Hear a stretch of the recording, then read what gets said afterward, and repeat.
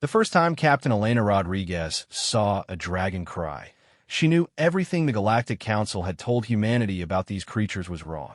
She stood in the observation deck of the research station Horizon's Edge, watching through reinforced glass as the massive being curled around what remained of its clutch. Only 3 eggs survived from the original 12, their crystalline shells dim and cracking. The dragon's scales, once brilliant emerald, had faded to a sickly gray. Its breathing came in shallow, desperate gasps. Fascinating specimens, aren't they? Dr. Vexhai clicked his mandibles together in what passed for excitement among the Ketheri. The insectoid scientist adjusted his translator device, his compound eyes reflecting the harsh laboratory lights. Such primitive emotional responses. No wonder they're going extinct. Elena forced herself to remain silent. As the only human on the research team, she had learned to pick her battles carefully. The Galactic Council's official position was clear. Dragons were dangerous, unintelligent beasts whose extinction was both inevitable and beneficial for galactic civilization. Humanity, still new to the galactic community, had little choice but to accept this wisdom from species that had been spacefaring for millennia. But Elena had been watching the dragons for 6 months now, and what she saw didn't match the official reports. The dragon in the containment area lifted its massive head, golden eyes finding Elena through the glass. For a moment, she could have sworn she saw recognition there, and something else. Pleading. Dr. Rodriguez, came the sharp voice of Director Zorith, the Altarian expedition leader. His blue-gray skin rippled with authority patterns as he approached. Your psychological evaluation report is overdue. The Council requires confirmation that prolonged exposure to these creatures hasn't compromised your scientific objectivity. Elena turned from the window, her hand instinctively moving to the data pad hidden in her jacket pocket. 3 weeks of secret observations were stored there, documenting behaviors that contradicted everything in the official files. Dragons mourning their dead. Dragons sharing food with weaker members. Dragons creating complex patterns in the sand that look suspiciously like mathematical equations. Of course, Director. I'll have the report ready within the hour. As Zorith glided away, Elena caught movement in her peripheral vision. The dragon had shifted, using its body to shield the 3 remaining eggs from the harsh examination lights. The gesture was subtle, but unmistakably protective. Maternal. That evening, Elena sat in her cramped quarters, staring at the official report template on her screen. Standard psychological evaluation forms for researchers studying dangerous xenofauna. Every question designed to identify emotional compromise or anthropomorphic projection. The Council wanted confirmation that she remained properly detached from subjects that were, in their view, nothing more than interesting animals. Her fingers hovered over the keyboard. One false answer, one hint that she questioned the official narrative, and her career would be over. Humanity's reputation in the galactic community remained fragile. They couldn't afford to have their representatives appear emotional or unstable. A soft chime indicated an incoming message. Elena opened it to find a communication from her younger brother Marcus, back on Earth. Elena, hope you're doing well out there. I want to let you know that Sarah's application to the xenobiology program was accepted. She's so excited to follow in her big sister's footsteps. She keeps talking about how you're out there making humanity proud, doing real science among the stars. Can't wait to hear about your discoveries when you get back. Love you, sis. Elena closed the message and rubbed her temples. Sarah was barely 18, brilliant, and eager to explore the universe. She deserved better than a galaxy where humanity had to suppress its instincts for compassion to gain acceptance. A deep rumble echoed through the station's walls. Elena frowned and checked her chronometer. It was well past the scheduled feeding time for the dragons. The sound came again, lower and more mournful. The dragons were singing. Elena had first noticed the phenomenon 3 weeks ago. Every night, after the research staff had retired, the dragons would begin a low, harmonic call that resonated through the station's hull. Dr. Vexhai dismissed it as primitive vocalization, but Elena had been recording the sessions. The patterns were too complex, too structured to be random. She grabbed her portable recording device and made her way to the observation deck. The station's night cycle had dimmed the lights, casting long shadows across the containment areas. 3 dragons remained in the facility, down from the 7 they'd started with. The others had died during the brutal extraction and transport process, their bodies shipped back to various worlds for dissection and study. The largest dragon, the one Elena had watched protect her eggs, began the evening's song. The sound started deep in her chest, a thrumming bass note that seemed to vibrate through the very bones of the station. The other 2 dragons joined in, their voices weaving together in harmonies that made Elena's eyes water with their beauty. She activated her recording device and settled in to listen. Tonight felt different. The songs had been growing more complex each evening, as if the dragons were trying harder to communicate something. Elena had been attempting to decode the patterns, looking for mathematical relationships or linguistic structures. So far, she'd found tantalizing hints, but nothing conclusive. As the song continued, Elena noticed something new. The dragon protecting the eggs had turned toward the observation window, her golden eyes finding Elena's position with unerring accuracy. The harmony shifted, becoming more focused, more directed. The other dragons turned as well, all 3 massive beings concentrating their attention on the human woman watching from behind the glass. Elena's breath caught. This wasn't random vocalization. This was deliberate communication. She fumbled for her personal data pad, the one containing her secret observations. Her hands shook as she pulled up the translation software she'd been developing in her spare time. The program was crude, built from linguistic analysis tools and pattern recognition algorithms, but it was her best attempt at understanding dragon communication. The song continued for another hour, growing more complex and urgent. Elena's makeshift translator produced fragments of meaning, scattered words, and concepts that didn't quite fit together. Protection, offspring, time, warning. The pieces felt important, but she couldn't grasp the whole picture. When the dragons finally fell silent, Elena remained at the window. The largest dragon continued to watch her, head tilted in a way that reminded Elena of her childhood dog listening to a distant sound. Those golden eyes held intelligence. Elena was certain of it. But intelligence wasn't enough. The galaxy was full of intelligent species that had been conquered, enslaved, or exterminated by more powerful civilizations. Intelligence, without technology, meant nothing to the Galactic Council. Elena made a decision that would change everything. She activated her personal communicator and sent a coded message to Dr. Sarah Chun, her former professor and mentor back on Earth. Dr. Chun ran an independent xenobiology research foundation, one of the few organizations that operated outside direct council oversight. If anyone could help Elena uncover the truth about the dragons, it would be her. The message was carefully worded to avoid triggering automated security scans.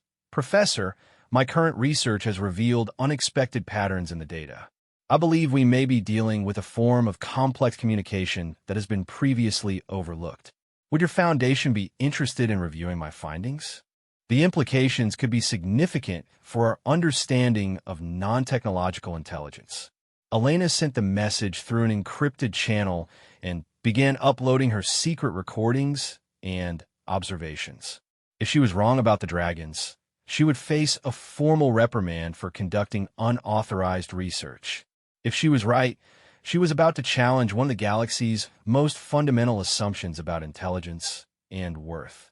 3 days later, Dr. Chin's response arrived with unexpected urgency. Elena, your data is extraordinary. We found similar patterns in archaeological records from 12 extinct worlds. All showed evidence of dragon-like species that vanished shortly after Galactic Council contact. Can you gather more information about the extraction process? We may be looking at systematic extermination disguised as scientific research. Elena's blood went cold. Systematic extermination. She thought of the 7 dragons who had died during transport, their bodies treated as nothing more than specimens.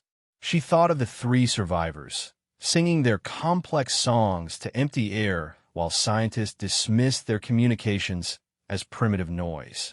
That night, Elena didn't go to the observation deck. Instead, she hacked into the station's central database, using security clearances she shouldn't have had access to. What she found made her sick. The dragon homeworld, Dracarys Prime, had been strip-mined within 5 years of first contact. Official reports claimed the dragons had been relocated to suitable habitats for their own protection. The reality was far different. The files Elena accessed showed a systematic program of capture and experimentation justified by claims that dragons posed a threat to galactic shipping lanes. But the most damning evidence was in the communications logs. Messages between Director Zorith and the Council showed that the dragon intelligence tests had been deliberately designed to fail. Complex problem-solving tasks were presented without context, collaborative puzzles were given to isolated individuals, and communication attempts were ignored entirely. The dragons were set up to appear primitive and unintelligent. Elena copied everything she could access, her hands trembling with rage and fear. The galaxy wasn't just allowing the dragons to go extinct. They were actively driving them to extinction while maintaining the pretense of scientific study. The next morning brought news that changed everything. Director Zorith called an emergency meeting, his authority patterns flickering with barely contained excitement.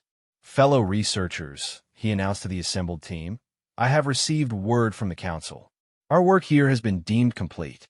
The dragon specimens will be transferred to the Medical Research Division for final processing, and this facility will be converted to study a more promising species." Dr. Vexhai clicked his mandibles enthusiastically. "Excellent news, Director. These creatures have yielded little useful data.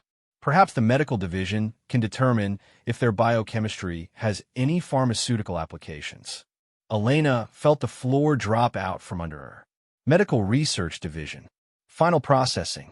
The dragons were being sent to die, their bodies harvested for any useful compounds.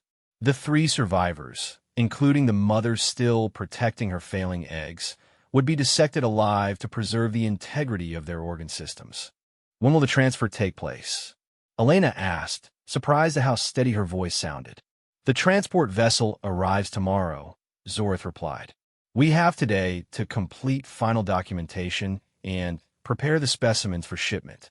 Dr. Rodriguez, I trust your psychological evaluation confirms you remain uncompromised by exposure to these creatures." Elena looked around the room at her colleagues, seeing them as if for the first time. Dr. Vexhai, already planning his next project.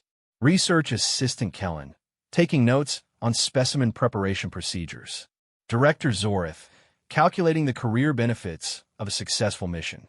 All of them intelligent, educated beings who saw nothing wrong with condemning 3 sentient creatures to death in the name of science. "My evaluation is complete," Elena said quietly. "I'll submit the report within the hour." But Elena had no intention of submitting the official report. Instead, she spent the day implementing a desperate plan that would either save the dragons or destroy her career. She used her access to the station's systems to send detailed files to Dr. Chun and a dozen independent research organizations. Evidence of dragon intelligence, proof of the Council's deception, and documentation of the systematic extermination program. More importantly, she began preparation for something that violated every protocol in the book: direct contact with the dragons. That evening, Elena made her way to the containment level, carrying a portable translation unit she'd cobbled together from spare parts. The device was crude, but it incorporated everything she'd learned about dragon communication patterns over the past 6 months. If she was right about their intelligence, this might be her only chance to warn them about what was coming. The main containment area was dimly lit, the 3 remaining dragons settling in for their evening song. Elena activated her translation unit and waited. When the harmonies began, she let the device record for several minutes before attempting something that could get her arrested for xenological contamination. she sang back. Her voice was thin and human compared to the deep resonance of the dragons, but she tried to match their patterns to demonstrate that she understood this was communication rather than noise. The effect was immediate. All three dragons stopped singing and turned toward her position. The largest dragon, the mother, approached the glass barrier. Elena could see the intelligence in those golden eyes, the desperate hope that someone might finally understand. The dragon began a new song, slower and more deliberate. Elena's translation unit struggled with the complexity, but fragments of meaning began to emerge. Warning, young ones, danger. Humans understand. Help. Elena's heart raced. The dragon knew about the transport tomorrow. Somehow, she understood that death was coming. But she also seemed to recognize that Elena was different, that this particular human might be willing to help. Elena activated her own voice through the translation unit, hoping her words would come through clearly. I understand. I want to help. Tomorrow they come for you. I try to stop them. The dragon's response was immediate and overwhelming. A complex song that Elena's device could only partially translate, but the emotional content was clear: gratitude, desperation, and a desperate plea for the safety of the eggs. Elena made a decision that would change not just her life, but humanity's relationship with the galaxy forever. She began entering override codes into the containment system, preparing to do the unthinkable: release 3 dragons aboard a space station. The first barrier dropped with a soft hiss. The dragons didn't move immediately, perhaps unable to believe they were being freed. Elena opened her communicator and sent a final message to Dr. Chun. Professor, I'm about to do something that will probably end my career. The dragons are intelligent, possibly more so than any species in the Council. They're being exterminated, not studied. I'm going to try to save these 3 and get them to someone who can protect them. If this goes wrong, make sure the truth gets out. Humanity deserves to know what we've been part of. Elena transmitted her location and the override codes for the station's docking bay. If her plan worked, Dr. Chun would be able to guide any rescue ship to the right coordinates. If it failed, at least the truth would survive. The second barrier dropped, and the largest dragon stepped cautiously into the corridor. She was even more magnificent up close, her scales shifting with colors Elena hadn't noticed through the glass. The dragon looked at Elena and sang a single, pure note that the translation unit rendered simply as "thank you." Elena led the dragons toward the docking bay, her heart pounding with each step. Alarms would trigger soon. Security systems would engage. But for now, in this moment, 3 dragons walked free through the corridors of a research station, following a human woman who had chosen compassion over career. Behind them, in the abandoned containment area, 3 dragon eggs began to glow with renewed light. Whatever the mother had been protecting them from, the immediate danger had passed. Life, it seemed, had a way of persisting even in the darkest circumstances. Elena just hoped she could keep them all alive long enough to find sanctuary among the stars. The alarm klaxons began wailing exactly 14 minutes after Elena released the first containment barrier. She had hoped for more time, but the security sensors had detected the dragon's movement faster than expected. Red warning lights bathed the corridors in hellish crimson as automated systems locked down the station. Elena pressed herself against the wall as a security drone rounded the corner ahead. The dragons behind her moved with surprising silence for beings of their size, their clawed feet finding purchase on the metal flooring without creating the thunderous noise Elena had feared. The largest dragon, the mother, positioned herself protectively between Elena and the approaching drone. "Stand down," Elena whispered to the dragon, hoping her translation unit was still functioning. "Let me handle this." The drone's scanner beam swept across Elena's face, and she held her breath. As a senior researcher, she had access to most areas of the station during emergency situations. The real question was whether Director Zorith had already revoked her clearances. Green light.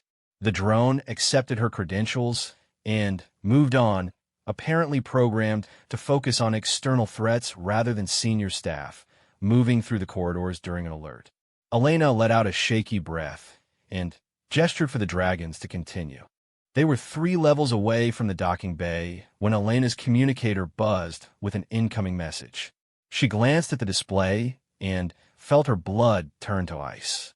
The message was from her brother Marcus on Earth, but it had been intercepted and forwarded by Director Zorth. Dr. Rodriguez, please report to the command center immediately. We have some concerns about unauthorized communications and would like to discuss them with you. Elena's mind raced. They knew about her contact with Dr. Chen.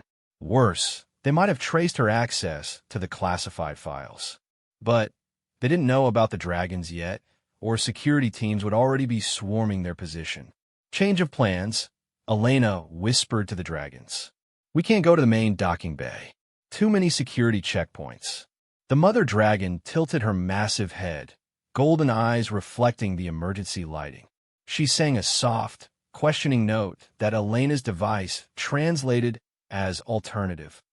Elena pulled up the station schematics on her datapad. There were maintenance airlocks on the outer hull, designed for emergency evacuations. They weren't equipped with proper life support for extended travel, but Dr.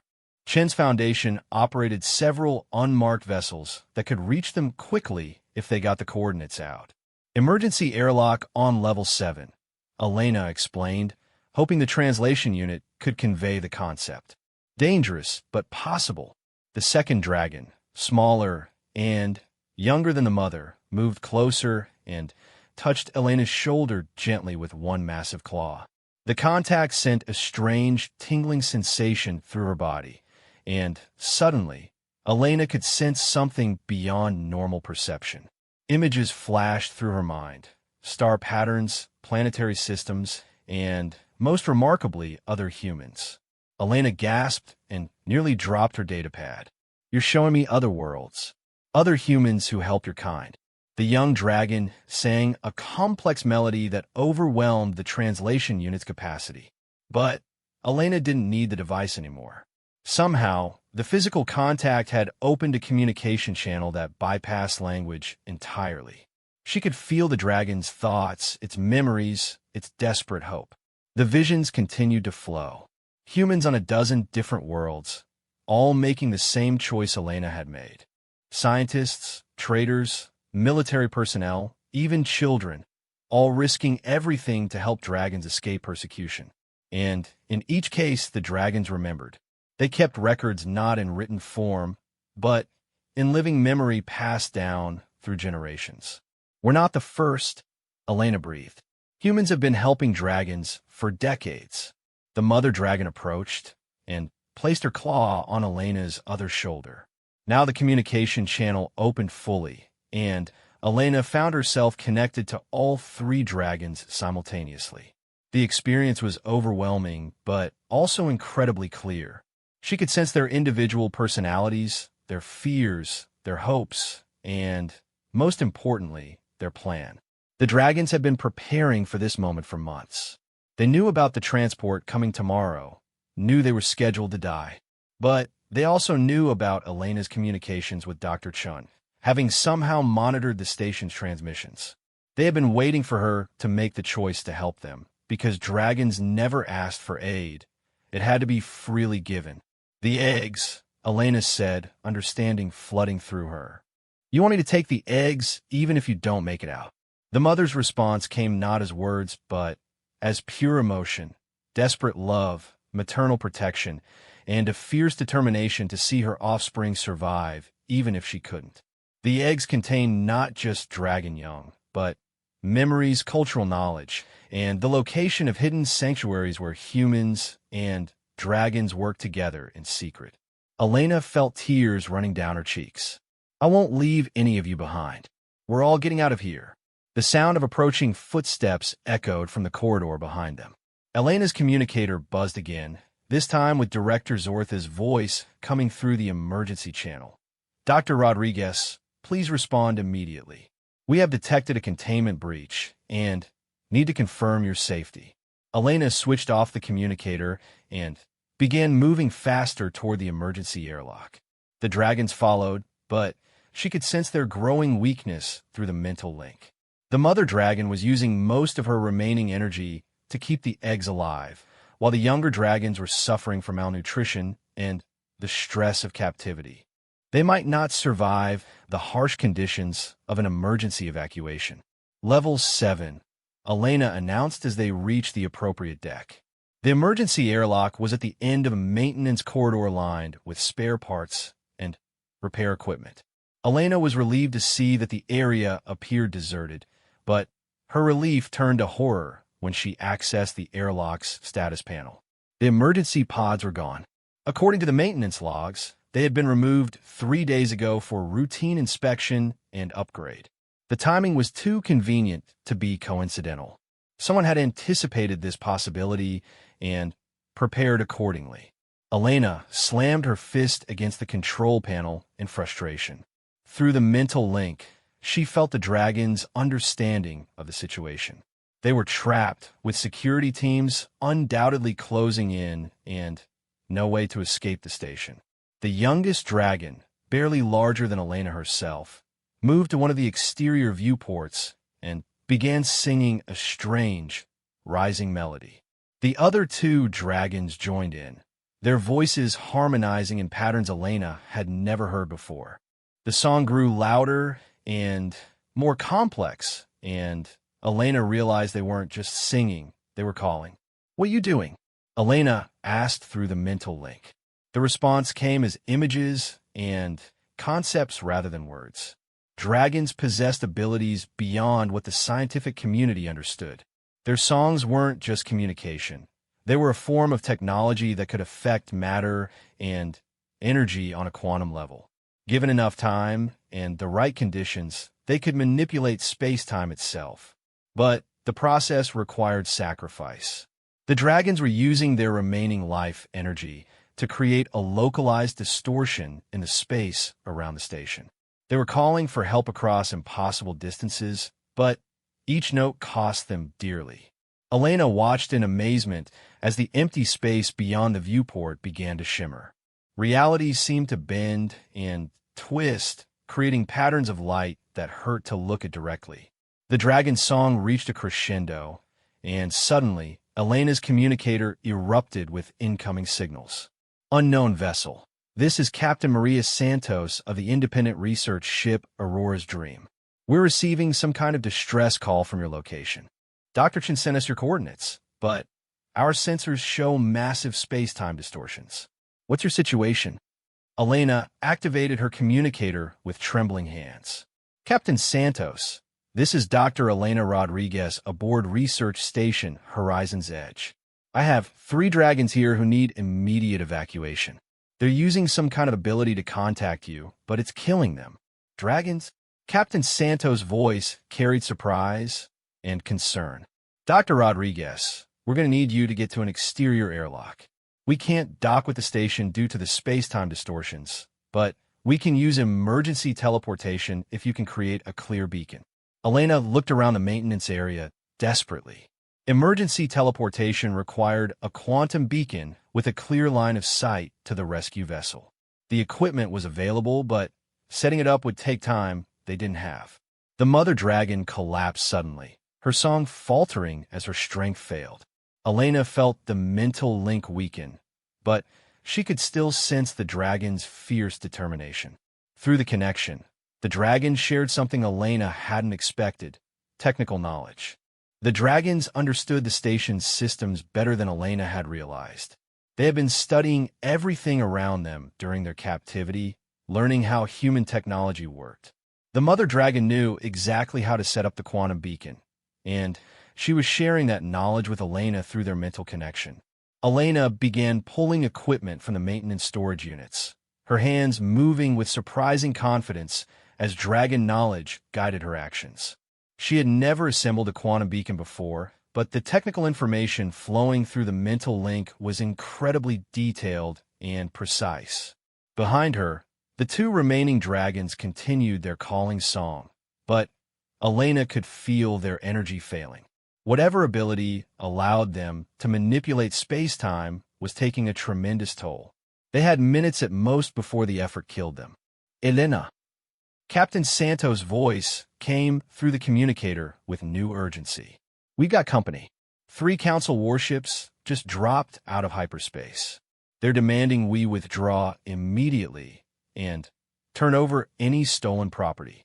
Elena's hands flew over the beacon assembly.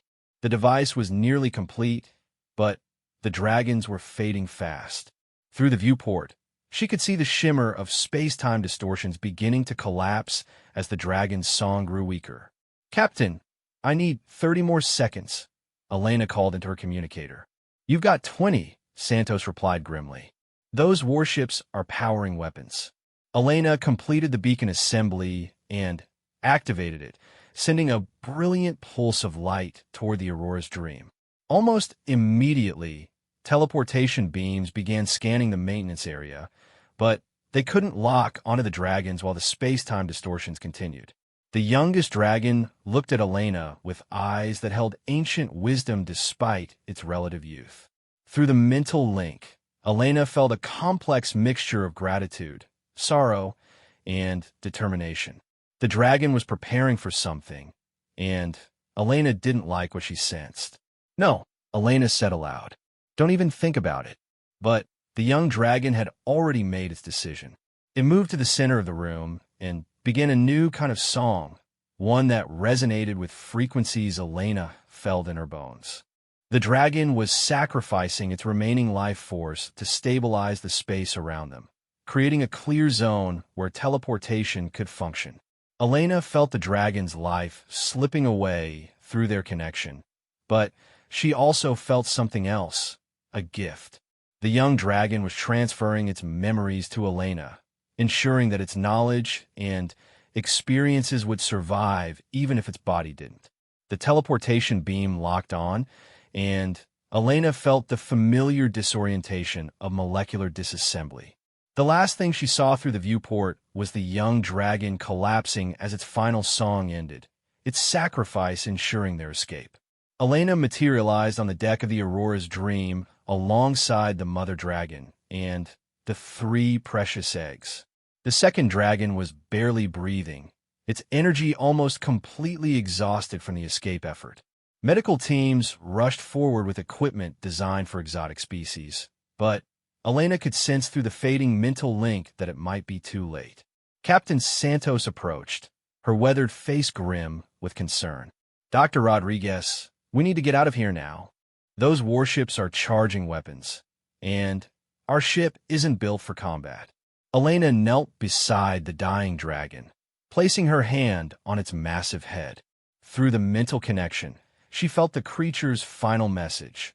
Coordinates to a hidden sanctuary where dragons and humans worked together, protected by technology that combined both species' capabilities. "I have coordinates for a safe haven," Elena told Captain Santos. "But we need to get there fast." As the Aurora's Dream jumped to hyperspace, Elena held vigil beside the unconscious mother dragon and her eggs.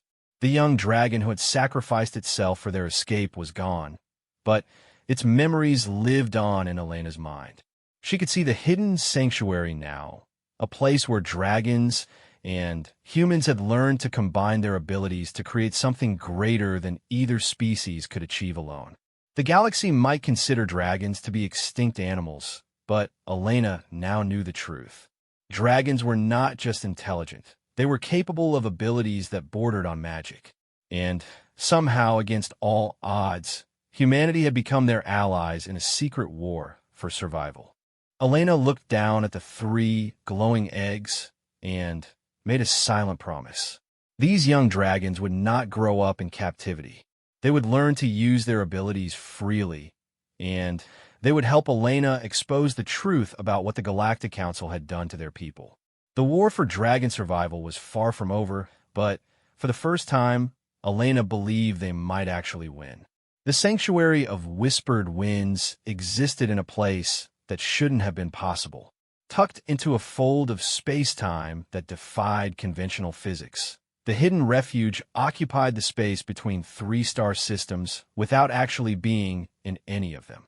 Elena stared out the viewport of the Aurora's dream as impossible gardens and crystal spires materialized around them, her mind struggling to process what she was seeing. "First time to a dragon-touched realm?"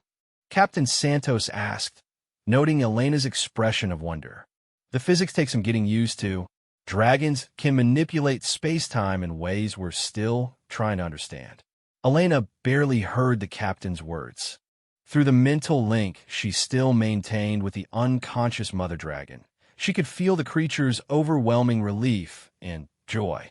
They had made it home. After months of captivity and suffering, they were finally safe. The Aurora's dream settled onto a landing platform that seemed to be carved from a single massive crystal. Elena helped the medical team transfer the mother dragon and her eggs onto hovering gurneys that moved with impossible smoothness. The dragon's breathing had stabilized during the journey, but she remained unconscious, her body struggling to recover from the trauma of captivity and escape. "Dr. Rodriguez." The voice came from behind Elena, speaking in perfect, unaccented English. She turned to see a tall woman with silver hair and eyes that held flecks of gold. "I'm Dr. Lyra Windwhisper. Dr. Chin contacted us about your situation." Elena blinked in surprise. "Windwhisper? That's not a human name." Dr. Windwhisper smiled, and Elena caught a glimpse of something inhuman in her expression, a depth of wisdom and patience that spoke of centuries rather than decades. "Not entirely human, no. I'm what we call dragon-bonded. My ancestors were among the first humans to establish true partnerships with dragonkind." As they walked through the sanctuary's corridors, Elena marveled at the seamless integration of human and dragon architecture. Living walls pulsed with bioluminescent patterns, while crystalline formations housed advanced computer systems.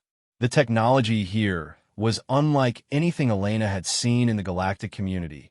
Organic and mechanical elements worked together in perfect harmony. "How long has this place existed?" Elena asked. "The sanctuary was established nearly 300 years ago," Dr. Windwhisper replied, "when it became clear that the Galactic Council's expansion would threaten dragon populations throughout the galaxy. Your species and mine have more in common than either realized at first contact." They entered a vast medical bay where both human doctors and dragons worked together to treat patients. Elena watched in amazement as a dragon no larger than a house cat used precise bursts of energy to heal cellular damage in a human patient, while nearby, a human surgeon operated on an injured dragon with tools that seemed to respond to the dragon's own bioelectric field. "The symbiosis goes deeper than we initially understood," Dr. Windwhisper explained, noting Elena's fascination. "Dragons can directly interface with human neural patterns, sharing knowledge and abilities. Humans, in turn, provide dragons with technological innovation and social organization that enhances their natural capabilities." The medical team carefully transferred the mother dragon into a specialized healing chamber filled with crystalline formations that hummed with harmonious frequencies. Elena could feel the dragon's relief through their mental connection as the healing energies began to repair months of damage and malnutrition. "Her eggs?" Elena asked anxiously. "Safe," Dr. Windwhisper assured her. "Dragon eggs are remarkably resilient, and the mother's sacrifice protected them well. They'll need incubation for another few months, but they'll hatch healthy and strong." Elena felt a weight lift from her shoulders. The 3 young dragons would survive. The species would continue, at least here in Sanctuary. But questions still burned in Elena's mind. "Dr. Windwhisper, how many sanctuaries like this exist? How many dragons are still alive?" The older woman's expression grew somber. "Fewer than we'd like. More than the council believes. There are perhaps 24 hidden refuges scattered across the galaxy, sheltering maybe 10,000 dragons in total. The council estimates the species as functionally extinct, with fewer than 100 individuals remaining." Elena did quick calculations in her head. If the council's estimates were off by 2 orders of magnitude, Their entire policy regarding dragon conservation was based on false information. They don't know about the sanctuaries? The Council knows something exists, Dr. Windwhisper admitted, but they attribute mysterious disappearances and impossible sensor readings to equipment failure or natural phenomena. Dragon-touched realms exist partially outside normal space-time, making them extremely difficult to detect or access without dragon cooperation. Elena thought about the young dragon who had sacrificed itself to save them, using its life force to create the space-time distortion that enabled their escape. The abilities dragons possess, they're not just communication, are they? Dragons are living focal points for quantum field manipulation, Dr. Windwhisper explained as they walked deeper into the sanctuary. They can affect probability, manipulate matter and energy, even create localized alterations in space-time. But these abilities require tremendous energy and deep understanding of universal principles. They paused at a viewing gallery overlooking a vast amphitheater where hundreds of humans and dragons worked together on what appeared to be a massive construction project. Elena could see crystalline structures taking shape as dragons sang complex harmonies, while humans operated sophisticated machinery that responded to the sonic frequencies. What were they building? Elena asked. A message beacon, Dr. Windwhisper replied. Something that can reach across the galaxy simultaneously, broadcasting on frequencies only dragons can generate. We're preparing to make contact with all remaining dragon populations to coordinate our response to the Council's extermination program. Elena felt a chill of apprehension. Response? You're planning to fight back. Not in the way you're thinking, Dr. Windwhisper said gently. Dragons are not a violent species by nature, and we dragon-bonded humans have learned to share that philosophy. But we cannot allow the systematic genocide to continue. They continued to a smaller chamber, where Elena was surprised to see familiar faces. Dr. Sarah Chun sat at a crystalline table alongside several other humans, all of them studying holographic displays of galactic star charts. Elena's former professor looked up with a mixture of relief and concern. Elena, thank goodness you made it safely. We've been analyzing the data you sent, and the situation is worse than we feared. Dr. Chun activated a three-dimensional display that showed the galaxy with thousands of marker points in different colors. Red markers indicated worlds where dragon populations have been exterminated. Yellow markers showed worlds currently under study by Council research teams. Green markers indicated known sanctuaries. The pattern is clear, Dr. Chun explained. The Council has been systematically targeting worlds with dragon populations for the past 2 centuries. They claim it's scientific research, but the evidence points to deliberate extinction. Elena studied the display with growing horror. Red markers dominated the map, representing hundreds of worlds where dragons had been eliminated. Why would they do this? What threat could dragons possibly pose to galactic civilization? Knowledge, answered a new voice. Elena turned to see another dragon-bonded human, this one a young man with eyes that held the same golden flecks as Dr. Windwhisper's. I am Dr. Marcus Stormweaver, my bonded partner, and I've been investigating Council archives for decades. Dr. Stormweaver gestured, and the display changed to show historical records and ancient texts. Dragons are among the oldest spacefaring species in the galaxy. They developed faster-than-light travel through quantum manipulation rather than mechanical technology. More importantly, they developed it independently on hundreds of worlds. Elena began to understand. Convergent evolution. If dragons developed the same abilities on multiple worlds independently, it suggests these capabilities are a natural part of their biology. Exactly, Dr. Stormweaver confirmed. And if dragon abilities are naturally occurring rather than technological, they can't be controlled or regulated by traditional means.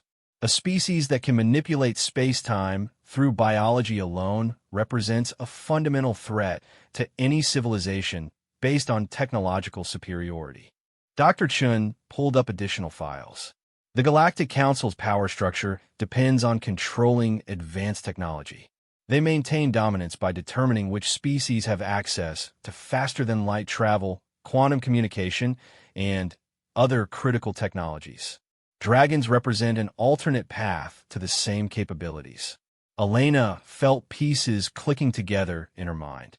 So they've been eliminating dragons to prevent other species from learning about biological alternatives to technology. Worse than that, Dr. Windwhisper said grimly.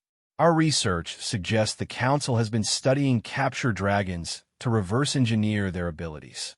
They want to understand dragon biology well enough to replicate it artificially, giving themselves the same capabilities while ensuring no other species can access them. Elena thought about the mother dragon in the medical bay, recovering from months of invasive testing. That's why the research stations, they're not studying dragons to understand them. They're studying dragons to steal their abilities. And once they've learned everything they need to know, Dr. Chen added, they'll complete the extermination to ensure no one else can access the same knowledge. Elena slumped into a chair, overwhelmed by the scope of the conspiracy. How do we stop something like that? The Council controls most of the galaxy. They have military forces, political influence, and centuries of technological advancement. We have something they don't, Dr. Windwhisper said softly. We have willing partnership between species. Every dragon-bonded human represents a fusion of capabilities that surpasses what either species can achieve alone. Dr. Stormweaver activated another display showing the construction project Elena had seen earlier. The message beacon we're building will do more than just coordinate dragon populations. It will demonstrate to the galaxy that dragons are not extinct, that they are intelligent and capable partners rather than animals to be studied. But the Council will try to stop you, Elena protested. Once they realize what you're doing, they'll send their entire fleet to destroy this place. Let them try, Dr. Windwhisper said with quiet confidence. Dragon-touched realms exist outside normal space-time. Their fleets can attack what they can't reach. Elena felt a stirring through the mental link she still maintained with the mother dragon. The creature was awakening, and with consciousness came a flood of new communications. Elena gasped as images filled her mind, not just from the mother dragon, but from dragons throughout the sanctuary. Hundreds of voices spoke at once, sharing memories and knowledge accumulated over centuries of hiding. Elena saw the true scope of the dragon civilization, not just scattered refugees, but a carefully coordinated network of survivors working together across impossible distances. The young dragon who had died saving them had carried word of Elena's choice to help, and that knowledge was spreading through the dragon community like wildfire. They're celebrating, Elena whispered, tears streaming down her face. All of them. They're celebrating because a human chose to save them rather than study them. Dr. Windwhisper nodded knowingly. Dragons have been waiting for centuries for humanity to make that choice. Your species is young in galactic terms, still deciding what kind of civilization you'll become. Today, you helped answer that question. Elena stood up, decision crystallizing in her mind. What do you need me to do? Dr. Chun smiled proudly. We need you to be exactly what you've always been, Elena. A scientist who chooses truth over convenience, compassion over career advancement. Elena looked around the chamber at the assembled humans and dragons working together, then at the star chart showing the scope of the Council's crimes. Where do we start? Dr. Windwhisper activated a communication system that hummed with harmonious frequencies. We start by letting the galaxy know that dragons are not extinct, and we let humanity know that they have a choice to make about what kind of species they want to be. Elena felt the mother dragon's consciousness touch hers again, sharing images of the 3 eggs that would soon hatch. The next generation of dragons would grow up in freedom, raised by humans and dragons working together. They would learn to use their abilities not for war, but for exploration and discovery and the betterment of all species. The galaxy had turned away from dragons, declaring them extinct and primitive. But Humanity had chosen differently, and in that choice lay the seeds of a revolution that would reshape the galaxy's understanding of intelligence, partnership, and what it truly meant to be civilized. Elena smiled as she felt hundreds of dragon voices joining in a song of hope and determination. The war for dragon survival was entering a new phase, and for the first time, Elena believed they were going to win.